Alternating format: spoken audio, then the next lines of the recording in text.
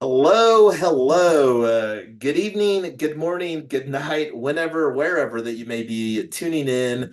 This is Yonks, and we are here to discuss our now 11th working group as we are preparing for our Community Energy Innovation Submission Prize.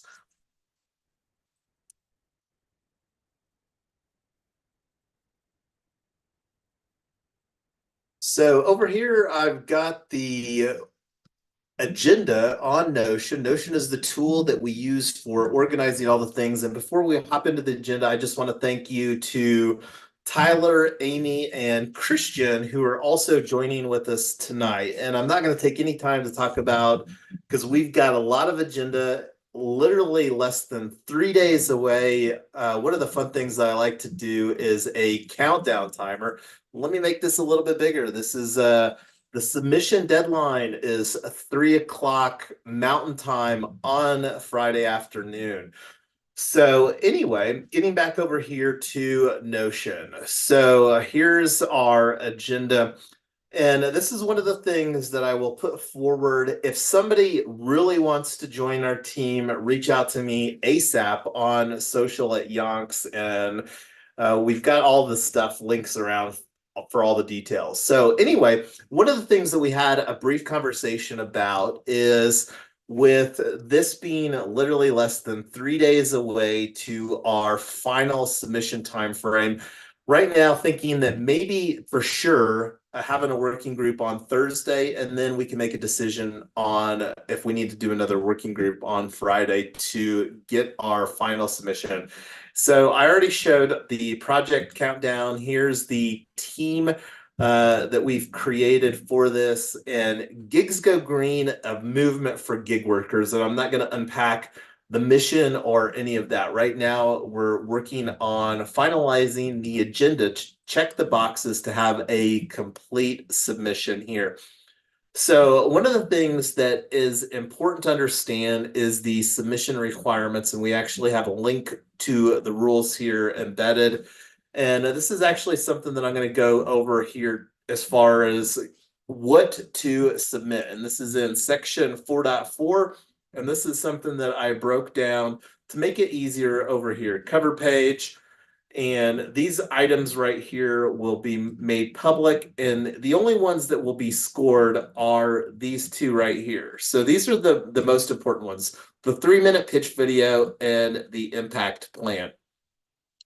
The summary slide, I believe, will be important, and this is one of the things that we may even want to incorporate within our video, but that's something that we'll start talking about here. So real quick, as far as the submission items, does anybody want to chime in any thoughts as far as these items before we get into the details? Because I don't even have any details around the cover page or the summary slide. And part of the reason for that is that those aren't scored items. So any thoughts on cover page or summary slide, or do we want to just start talking about the video and the impact plan? And I don't see any. Go ahead, Tyler. Go for the video. All right, cool. So let me make this a little bit bigger here for everybody on the live stream. So 3 minutes is not very much time to really unpack a narrative, and it'll be interesting. And let's actually talk about here. So before we get into what I've got over here, let's talk about the scored submission items. So here you can see that the video is 15 points possible, and the impact plan is the other 85 points for total points out of 100. So obviously, the video is far less important than the criterion. One of the things that I want to do, because this is an important component, is just rewind, and I'm going to go all the way back to the table of contents here real quick. So looking over here at the table of contents, so let's just unpack here about the prize and the prize objectives. So The Community Energy Innovation Prize aims to fund organizations for ongoing and/or proposed activities related to climate and clean energy that support, build trust, and strengthen relationships and partnerships with disadvantaged communities. So one of the things, and I don't know how much that we will need to really substantiate, and this is something that we've already got quite a bit of research done through our previous narratives as far as positioning gig workers and specifically the gig working niche that we're focusing on building Gigs Go Green, a movement for gig workers surrounding are Uber and Lyft drivers or rideshare drivers.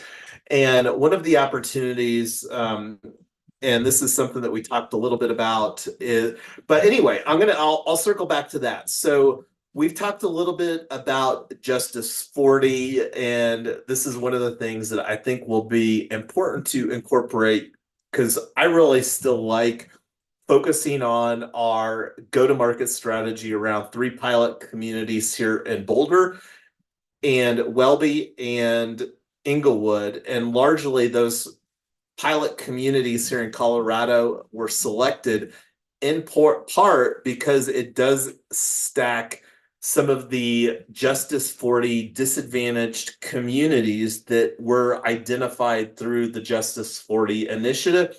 Also, part of the reason that we selected those 3 pilot communities here in Colorado is that there's also opportunity zones, and opportunity zones is another process that was initiated at local, state, and federal levels to really architect economic incentives through opportunity zone incentives. So that's one of the things that I think that we can and should unpack within the video. So, and I can't remember if I actually, but let's take a look over here. So that was something that I was talking about here, and I'm not sure where. So let's actually talk about the video. So Yonk's story, I don't know if I can keep this to 30 seconds.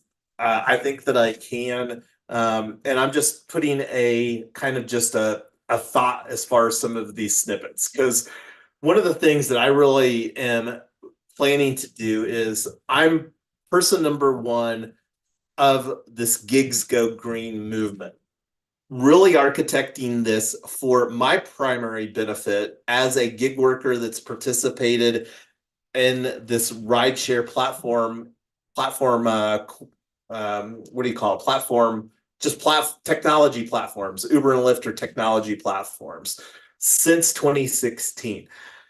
So Gigs Go Green, I think that this would probably be maybe 10 seconds. So, and then the segue there would be talking about these 3 synergistic cooperatives.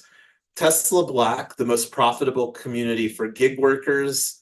And this is the one that's going to be a little challenging. So let's see, just thinking through the timeline. Let's see if we can do this in 1 minute, 30 seconds. 30 seconds for each. 30 seconds for each.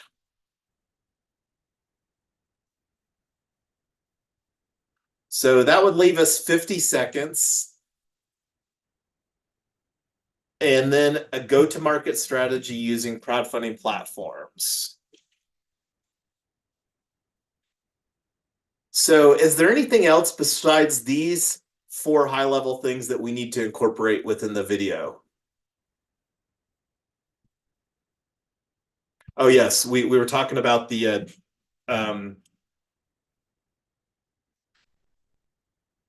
why Colorado /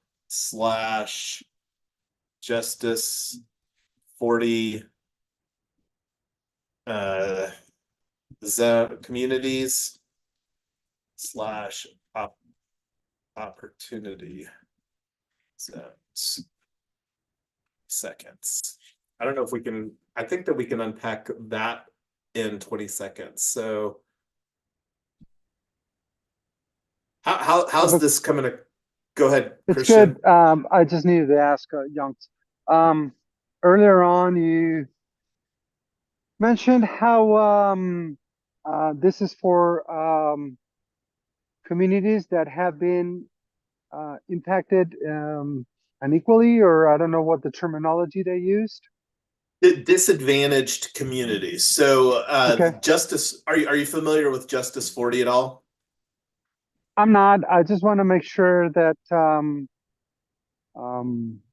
whoever that you've already cleared that hurdle, basically.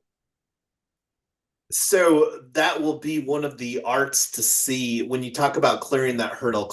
Make sure Yeah, that we're on the sorry. same page. Yeah, no, basically, whoever, who are you mentioning in this video and in the proposal? Are they falling within the requirements of disadvantaged impacted community?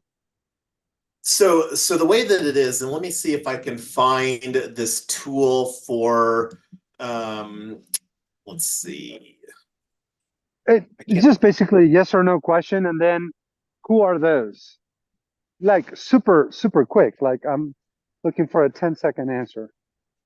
so basically Justice 40 is these census tracts that have been identified through some government efforts and like one of the things here talking about solar EV where we're wanting to utilize community solar because when you talk about like the community solar is really the energy aspect of community energy innovation prize.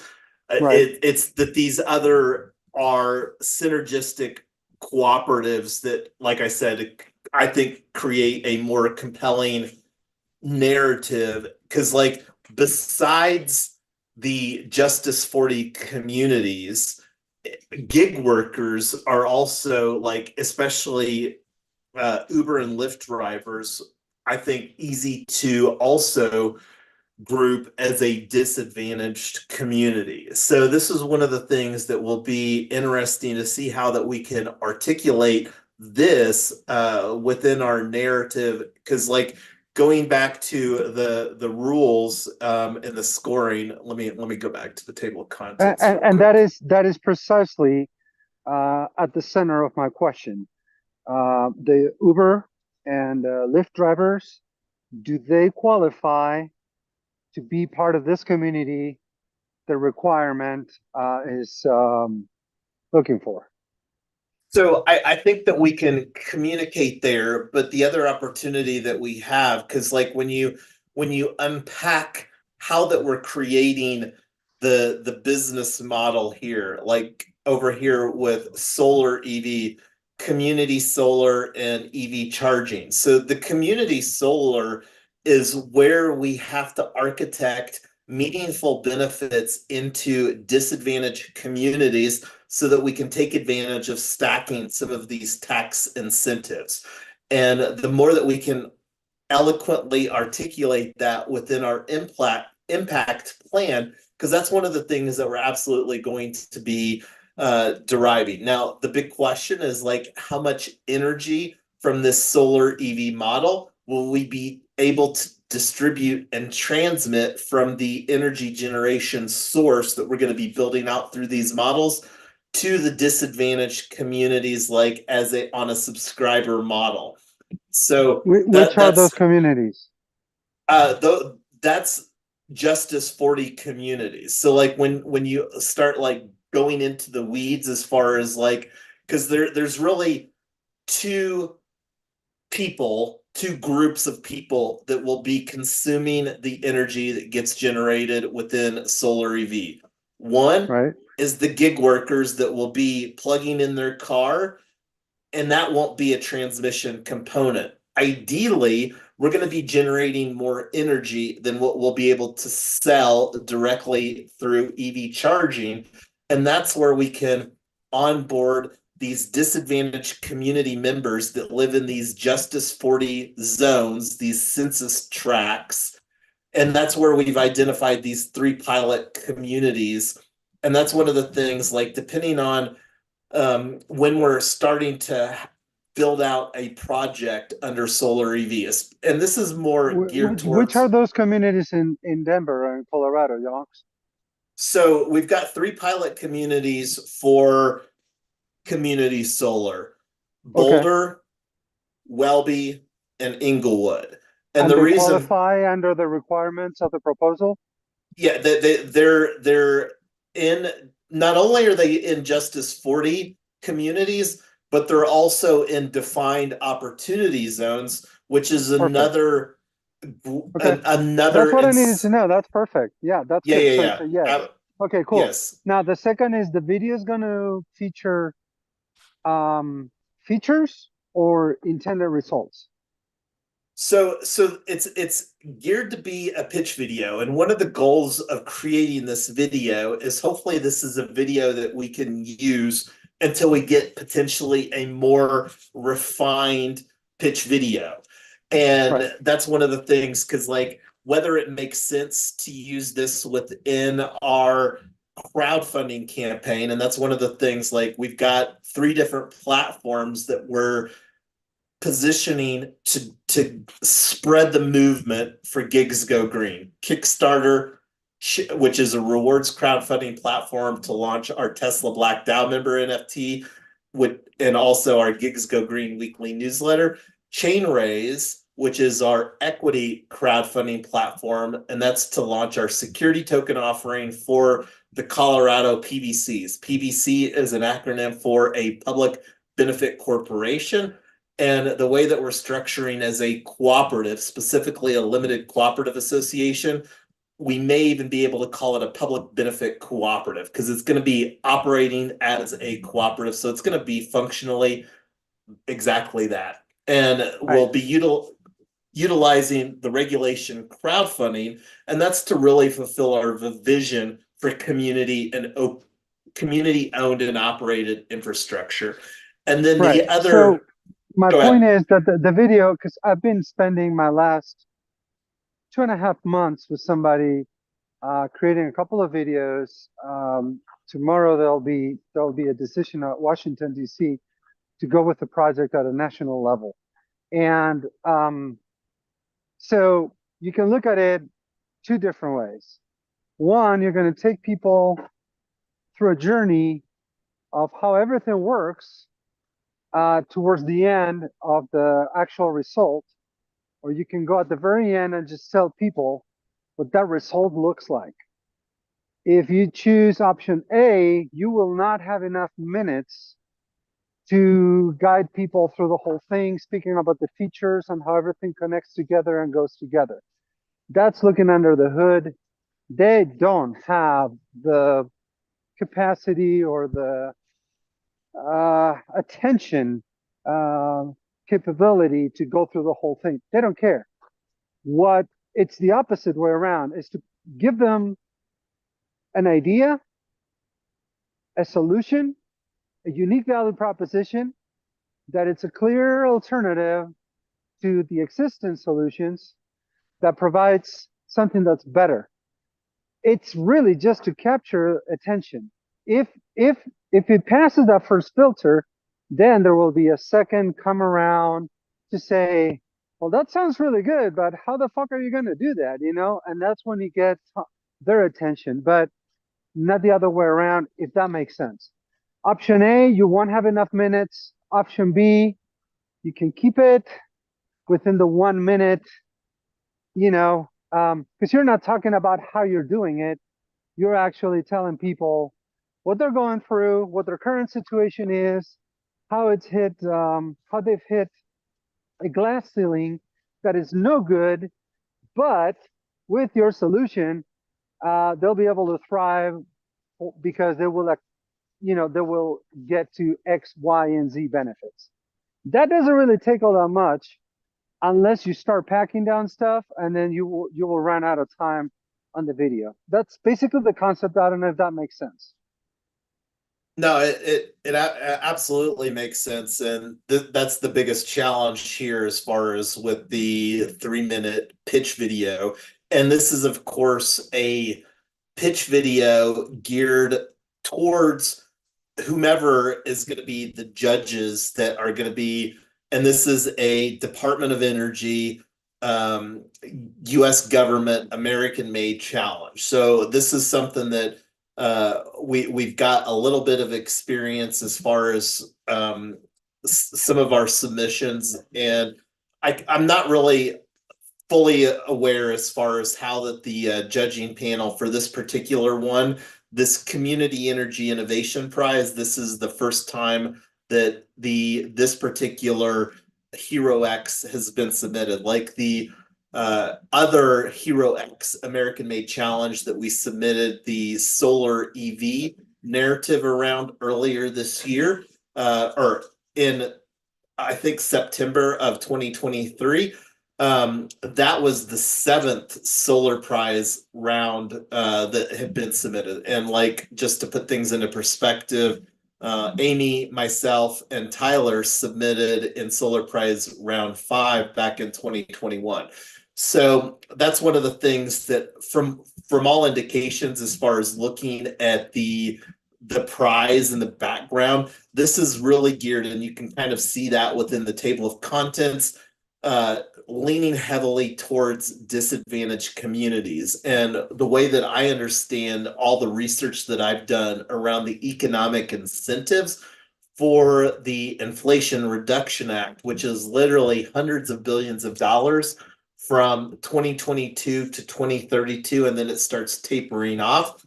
And that's where we're really expecting to capitalize from a capital spend standpoint, this model. So, and this is one of the things, like, it will be interesting, and this is just to kind of go off in a different direction. One of the things that I want to talk about regularly is us being intentional about feedback, collecting that as many opportunities that we've got as we're bringing people through this process. Because the way that we're structuring this is gigs go green, and like this this weekly newsletter is going to be a minimum viable way, because we're going to structure this weekly newsletter through our Kickstarter campaign as a $7 a year NFT based member subscription.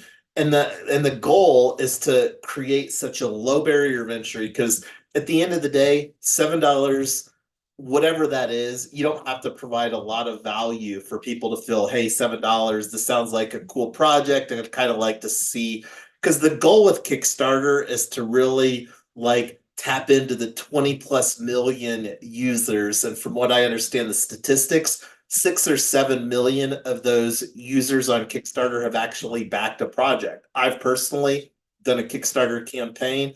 I've backed other Kickstarter projects myself.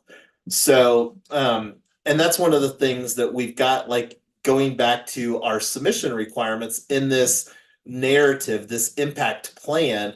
And because at the end of the day, like, let's go back to the scoring rubric.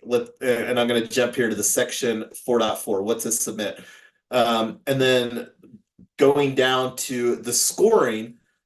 Realistically, the video is only 15% of the total possible points that we can get. So the video is good, but the written narrative is far more important from a scoring standpoint within what's required. So let's actually unpack here. 3-minute video pitch. Competitors must produce a 3-minute video that will help the reviewers and public understand the competitor, any partnering organizations, and the planned activities. Suggested content for the video is noted in the left-hand side of the following table. The right side of the table includes the score statements that the reviewers will use to evaluate submissions. Individual reviewers will assign a score between 0 and 5. So here's my thoughts. Right now, 15%. So the video is important, but let's actually we've only got like 10 or 15 minutes left here. Let's spend the majority of the time on the 85%, which is the impact plan. Does that sound like a fair thought? I'm not seeing anybody open their mic, so I'm going to continue on. So competitors must write a detailed impact plan in a narrative format describing their team, organization, planned activities, resources and capabilities, and anticipated impacts. A template will be made available on the HeroX platform to use in drafting the impact plan. And I've actually uploaded that template, and here is the unedited template that I've uploaded. So, and it says here, use of this template is optional. I highly anticipate that most people will be submitting with the template. So contents, team information, short description, impact plan, team information, that's pretty, so the big aspect from a limitation standpoint is 5,000 words. So impact plan, team and experience engaging and supporting disadvantaged communities. And this is one of the things that will be interesting to see how that we can craft the disadvantaged communities within, as far as gig workers within this narrative, gig workers specifically being Uber and Lyft. But one of the articles that I've got, I don't have it readily available here, but Colorado State University up in Fort Collins did some assessment where they said that the average hourly wage for Uber and Lyft drivers is like $5 an hour, and this report was done fairly recently. So using that kind of evidence is, I think, makes it very easy to really position the disadvantaged communities. And then also by incorporating our vision for these pilot communities that I talked about, Boulder, Welby, and Inglewood, and the reason that those were selected. And again, I don't know if that really, I think that that would go more into section 3.2, proposed activities. From the sounds of it here, they're really looking for a team experience situation. And then resources and capabilities to implement proposed activities. And this is where I really think incorporating in here our go-to-market strategy and what we're really putting forward to demonstrate traction. One of the tangible pieces of evidence that we can include in here is, I think for our pre-launch NFT, we've already minted over a dozen NFTs on that. I was really hoping to get more traction before we submitted this, and but can't rewind the clock. We can only do what we can do. So as far as right now, does anybody want to chime in some thoughts as far as the impact plan and these 3 sections that they put forward here?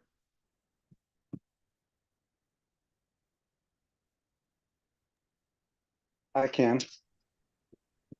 Yeah, go ahead, Christian. All right. So the video and the part where it's, I think it's 3.1 maybe, or the description about, yeah, so team and experience, engaging, supporting, that I can fit in there very well. Me being involved with all the disadvantaged communities constantly every day, and the projects that I'm going into now, which I will be directing a program with the OEDIT in Colorado for this year, and we may go national as well. We'll know tomorrow. But all of that really sounds like a lot, but I have been with the Hispanic community and the minorities for a long time, supporting them. So that's kind of easy in a way, at least for me. You guys would have to figure out your piece onto that to get some scoring in there. Previous to that, there was what you're proposing, the details and all that, and that literally is it just basically comes out of the video and then your unique value proposition. You do remember we did a canvas on a board.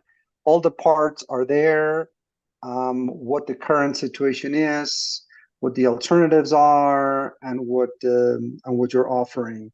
That could be more crafted specifically for energy. That's not an issue. That should be easy enough. So having said that, all I'm thinking right now is there's three stages always when you're launching something like this. And the first one is the problem solution fit, which is all about learning, really. You're not pushing, you're pulling. You're really trying to infer as much information as you can to validate your solution to the problem. Once you've iterated enough, then you go into the market solution. And only once you get that, then you go to the sorry, it's been a long day. After that, you will go to the mass market. So I'm trying to understand. I think these are initiatives for that first part where we're really trying. That's why I mentioned about the feedback. Whatever we talk about here is meaningless to anyone unless we get validation from the intended recipients. And so once you carry a tribe behind you of signatures, in this case, people that are validating through different support, whatever, whether it's digitally or whatever you got to show, that's when you have something behind you to really put in the proposals. Otherwise, it's just more like an idea, if that makes sense.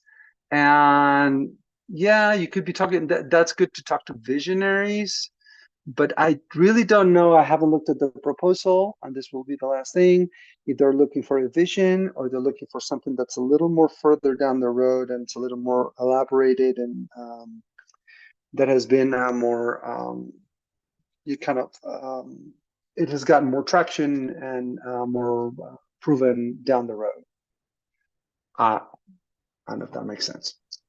It does, and that's one of the things, like with this categorically being the first community energy and innovation prize that the U.S. Department of Energy has hosted through the American Made Challenges. We don't really have any historical context as far as previous projects that submitted on this and what their criteria for winning was. So a lot, and going back to like uh the scoring criteria over here, like let's go down to the impact plan criterion. So this is where it's, and this is something that I would encourage all of us that are participating here to really just go into, and this is page 31, and because this is where the majority of our points can be scored from. The video, like I said, 15%, 85% is from the impact plan. And this really breaks it down as far as just from a scoring rubric. So the better that we can, like, creating the narrative to align with what the judges are informed to look on. So one of the things too that I wanted to structure or bring up here, because I did find this is a map, and I'm going to link that up to everybody here on the Zoom chat. This is at marketplace.ever.green/locations. And you can see here that they've got an amazing tool. And I think that I've already signed into this. Let me see here. Sign in. I can't remember if it's on this. I'm going to bring this onto another window here real quick, because I did create a project. I'll take that offline. I'll bring that up on our next working group, and I'll see if I can incorporate some of the stuff within the video, because right now my thoughts around the video is to just do some runs at taking in those bullet points that we talked about here within our agenda, these points, and then incorporate that into a video and see. And that's something that we can do asynchronously, because like here it's Tuesday night, we'll have all day tomorrow on Wednesday to start putting in some details into the Google Docs so that we can have a productive conversation as far as our upcoming working group during office hours on Thursday. And the reason for office hours, I'm doing a Cryptorado meetup here in North Denver. Short plug at Satire Brewing. So putting that out there to the universe. Really excited about the one.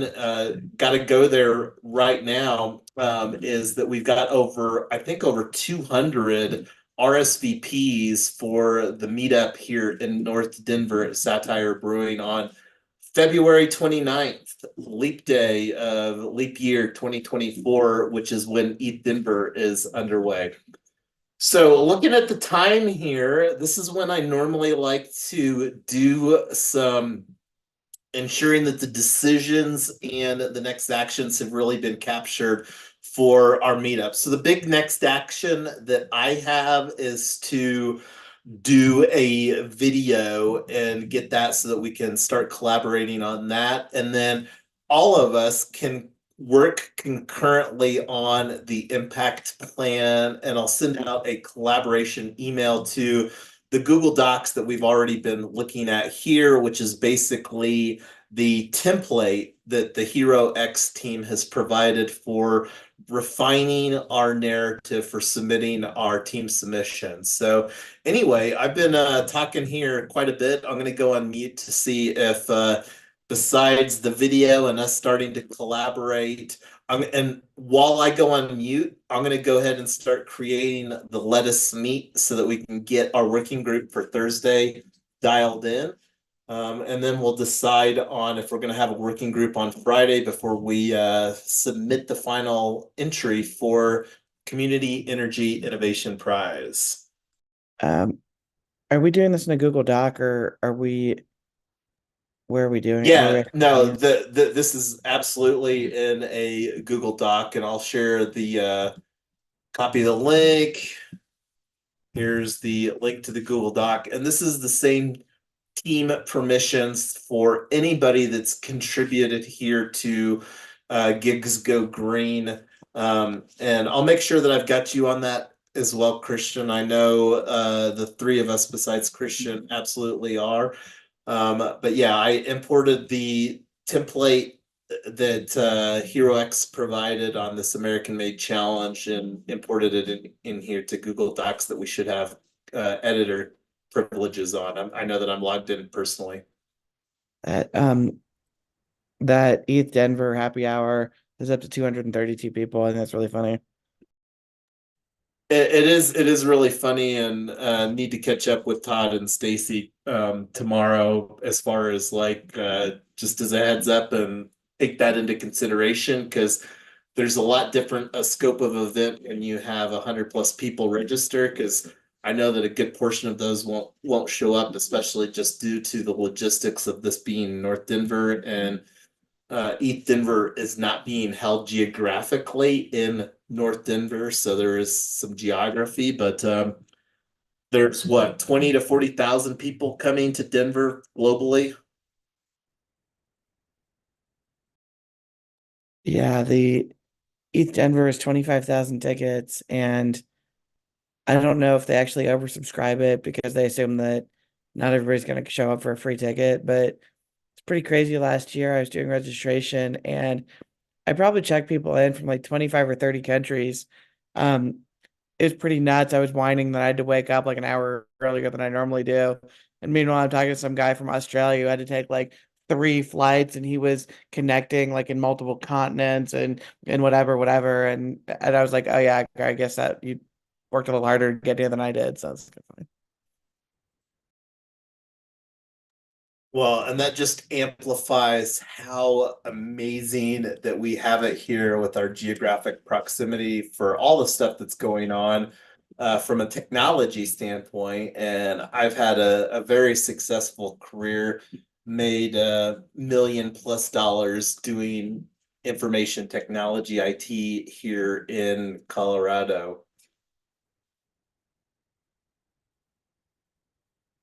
So I'm just looking here at Let Us Meet as far as my profile, going through some of the stuff. So this was the last working group that we did a Let Us Meet for back in December, and this is going to be working group number 12. So our 12th working group, and I'm gonna limit this to, I think, 3 o'clock. No, we'll go later because that's a North Denver, so I don't have to allocate as much time from a logistics standpoint here. So we'll do 10 a.m. to 5 p.m. Mountain Time. I'll put in here Thursday. That's the is that the 1st of February? I believe so.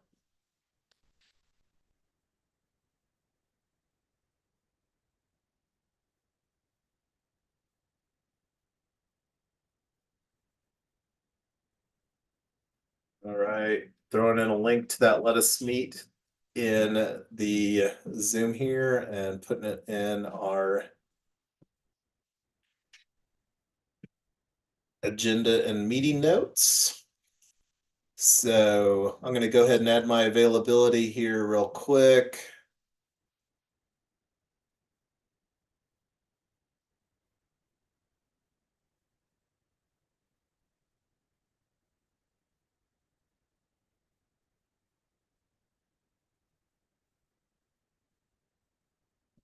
All right, so I'm available for the entirety of that window.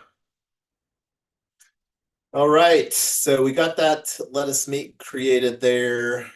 So I'm gonna put a little check mark by that. So what else here before we call this working group a wrap tonight?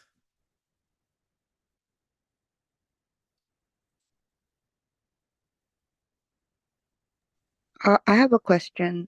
So the information that we have in the previous submission, we will kind of recycle them and add some more of what we have, or it's totally a new thing. So if we want, let me see if I can find that feedback here real quick because we've got a few minutes left, and I have no problem bringing that up here to discuss because I do think that it provides some worthwhile stuff and just some validation.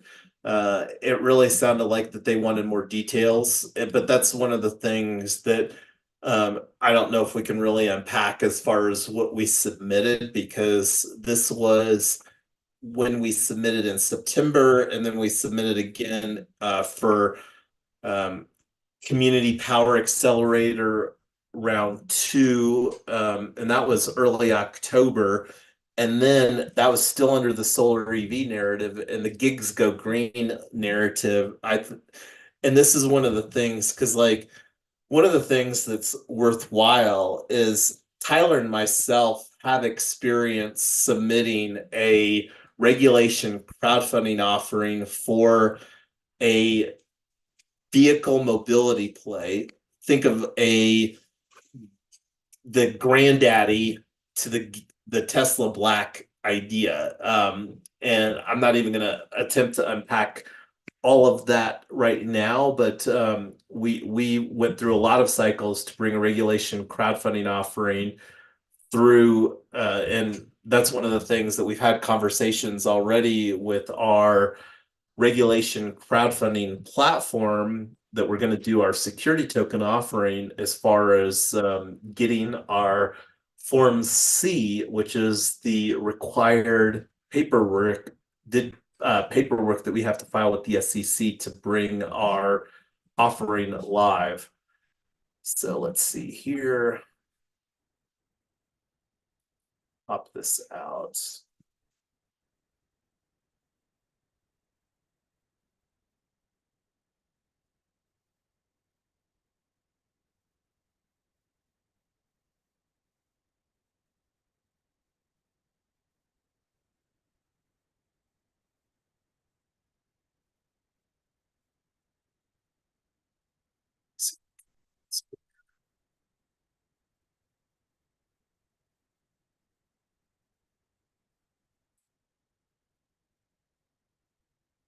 And I'm just going to do a PDF export of the email here.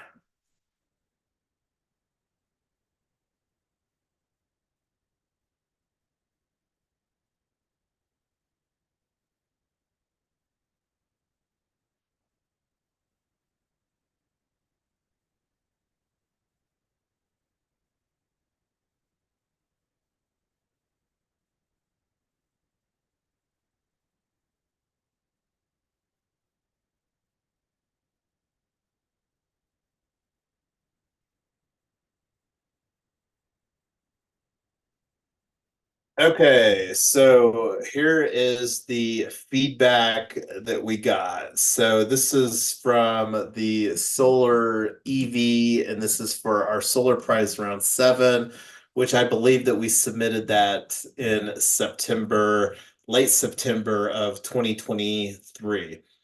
So reviewer comments. Let me make this a little bigger here for everybody. There we go. I think this is about as big as I can make it. Reviewer 1, this is a unique, scalable, and widely applicable idea that can help gig workers reduce their largest cost of business, fuel, by choosing to lease, own, co-op an EV to further their abilities to earn a sustaining income.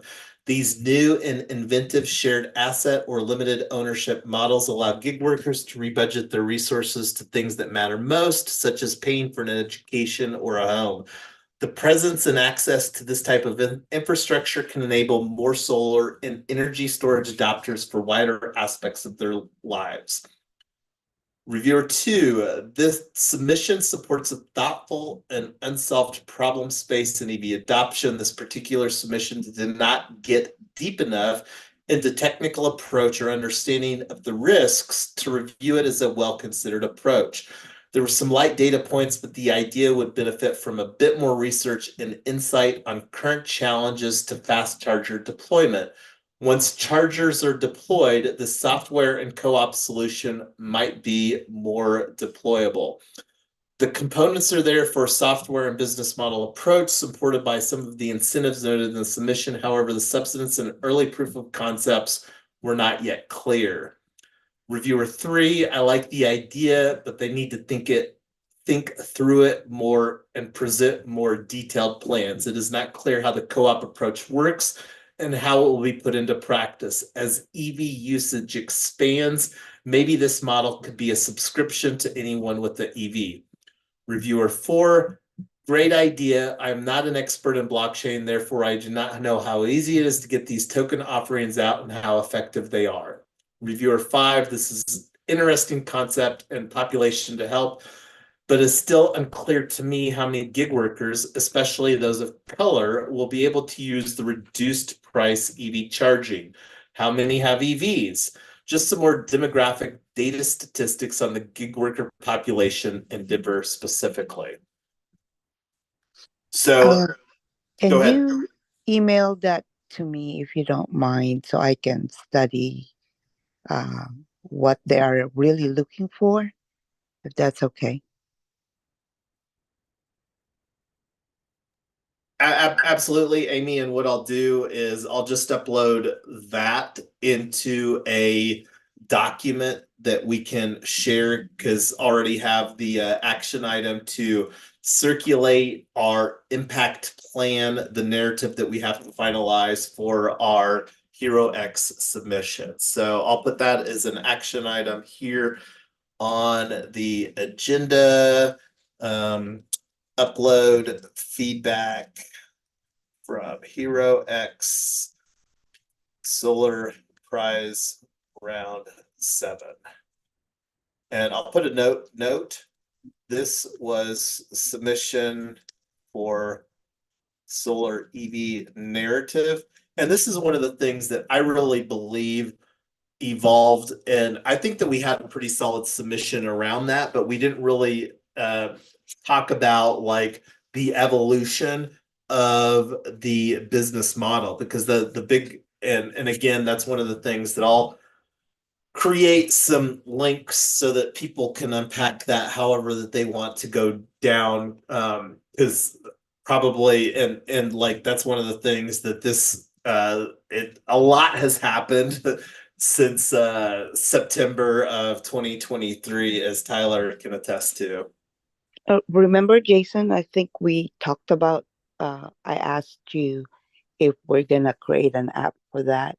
I think that's what they are talking about.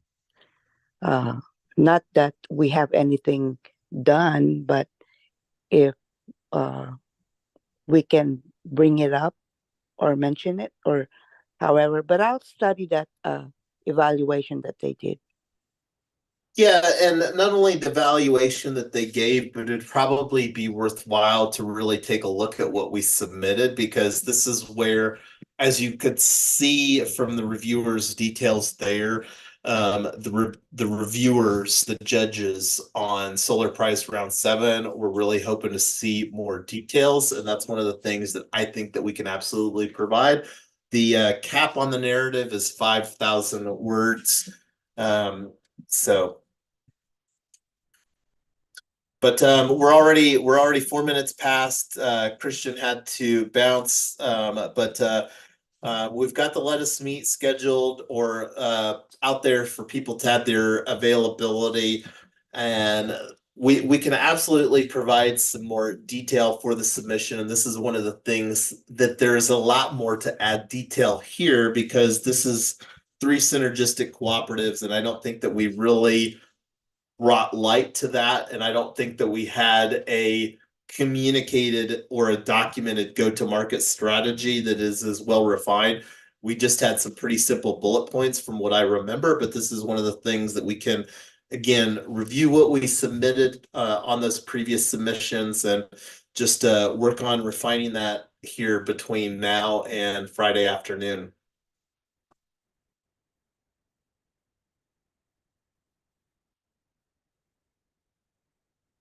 Any other thoughts before we bring this to a wrap here? Amy, Tyler?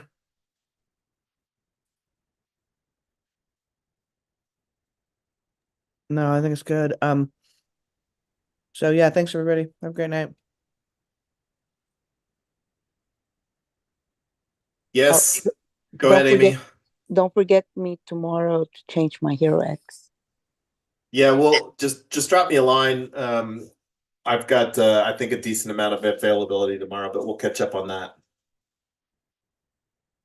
Thank Good you, night. Thank everyone. you. Okay, bye-bye. Bye.